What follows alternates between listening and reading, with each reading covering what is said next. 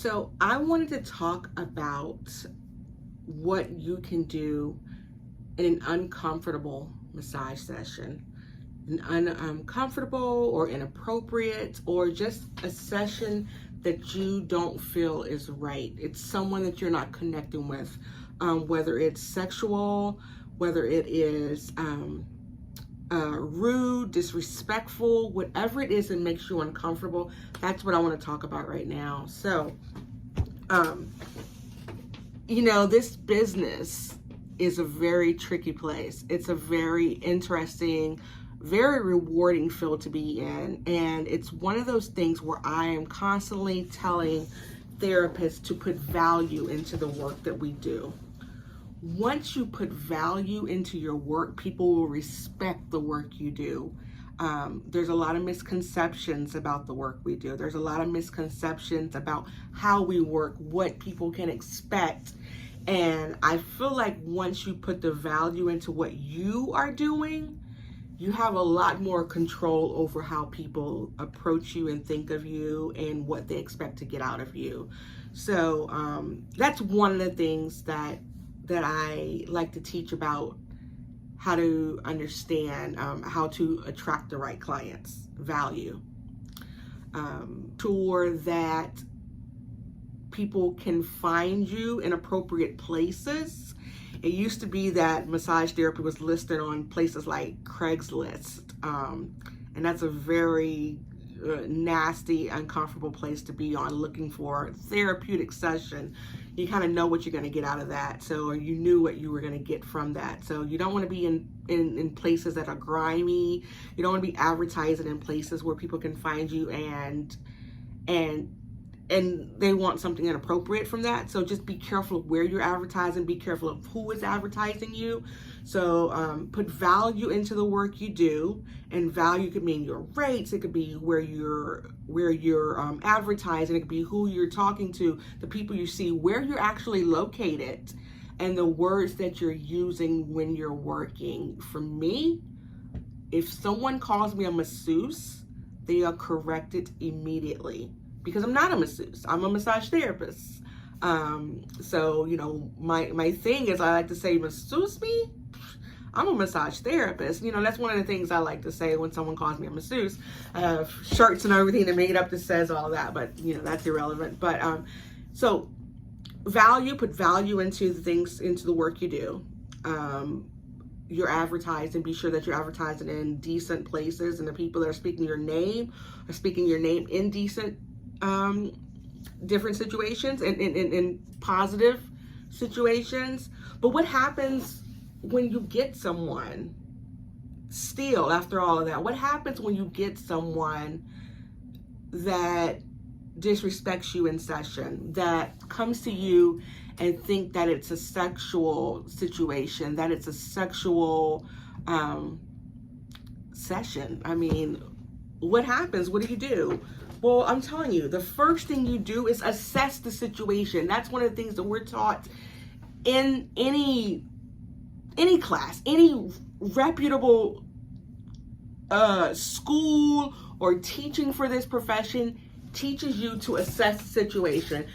If you assess the body, you assess the person, you have to get to know that person on some level so that you know what they're expecting to get out of you, so that you know what you're getting from them. So, you can control that sometimes by having direct referrals to you. You know that someone that sent you is going to be a decent person because they came from someone else you know. But what happens when you get someone on your table who still doesn't get it? You're in control. You are in control of that session. So with that, you tell the person immediately you want to shut that down. Immediately you want to shut down anything inappropriate. And how you shut that down is you pull the sheets back over them. You say, "Excuse me, I'm not sure what you expected to get out of this session, but that's not what I do. You have found the wrong person. Now, if you continue to be disrespectful or inappropriate, this session will end." You know what else you can do? You don't even have to go that far. You can end it right there. If you're uncomfortable, you do not have to work in an uncomfortable situation. You are in control. You can literally end the session immediately. Now, one thing I'm not going to do is I'm not going to end the session without getting paid something, because you've wasted my time. So how would you like to make payment for your session that we're not going to be able to complete? You got to get firm. You got to earn respect. And going through a session, this is heavy on me because this discussion was brought up in a group that I'm in, and a therapist was in a very uncomfortable situation, very sexual, disrespectful, and it kept going on, and it kept going on, and it kept going on and on and on. And you know how this person handled it? They may find out about this video, I don't know, but it was handled by abusing the client. This therapist felt that they taught the client a lesson by driving elbows into them, by hurting them, by harming them, by bringing harm to another human being. And as much as I spoke up and said that wasn't right, that is unethical, that is inappropriate, and that is unsafe for the next therapist that this happens to, and this guy pushes their limits. How far is he going to push it to the next person? You end that session. You do not go through another minute if you're uncomfortable. Why give them the opportunity to commit more harm to you or to someone else? So we do not inflict pain on someone to teach them a lesson. So that's automatic no. Automatic full stop no. Do you understand how damaging that is to the next therapist? Because this person's angry. This person could possibly inflict more harm to the next person because they're going to want to know how much further they can go to the next one. They didn't learn a lesson. They didn't learn a lesson. They're probably going to try something different. They may have touched you this time. They may have showed their penis this time. They may have, just done something with you, but because you inflicted pain and you taught them a lesson, they're going to do something different with the next person. They're going to trap them in the room. They're going to harm. They're actually going to hurt them. Who knows? Who knows? I mean, I could be going too far, but what's too far when it's our safety and we have a profession to protect? So what do you do in an uncomfortable situation? No means no in all situations. And I cannot, for the life of me, make it any clearer how much we are in control in our sessions. No matter how much the client thinks they're in control, they're going to tell you what's wrong with them. But once you assess their health and what you need to do for them, you're in control. So take control. If someone is inappropriate to you, they might say something like, I don't know, people say inappropriate things all the time. You don't laugh at them because ain't shit funny. When it comes to respecting this profession, there's nothing funny about it. I don't like jokes. There are some massage groups where people put a lot of jokes in them, and some of those jokes teeter along sexuality and things, and it's not funny. Like, it's not funny. I just wish that people would take the work that we do seriously, but people won't take the work that we do seriously unless we take the work that we do seriously. So not everything is funny.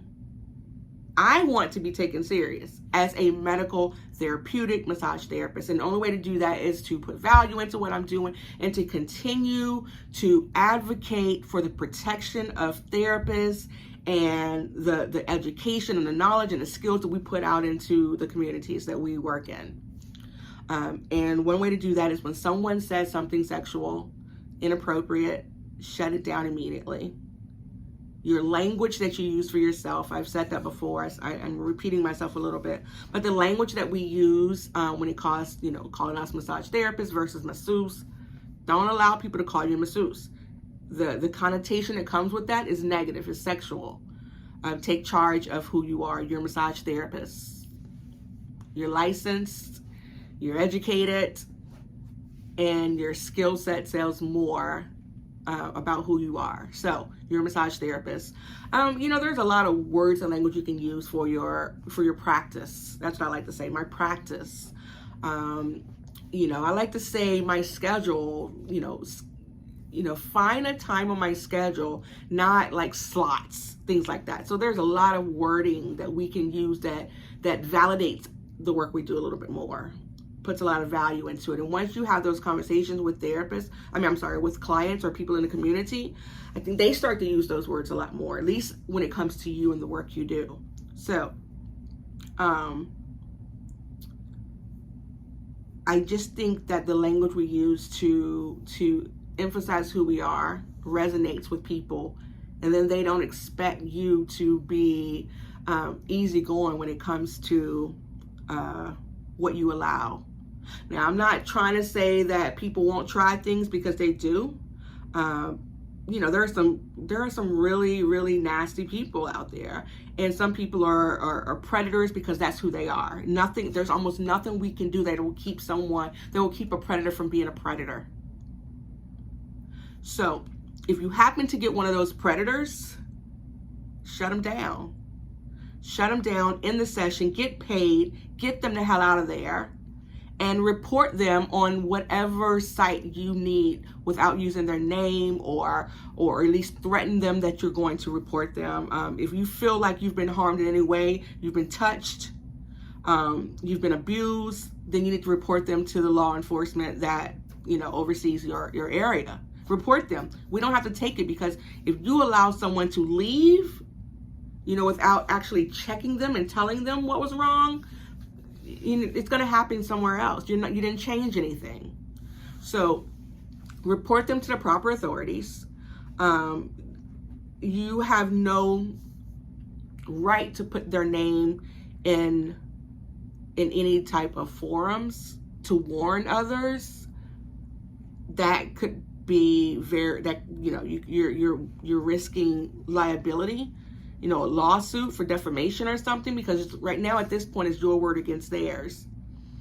So you don't want to put their name out there in any forums. You just don't want to do that. You want to take care of it right then. And I can tell you that I have had one experience.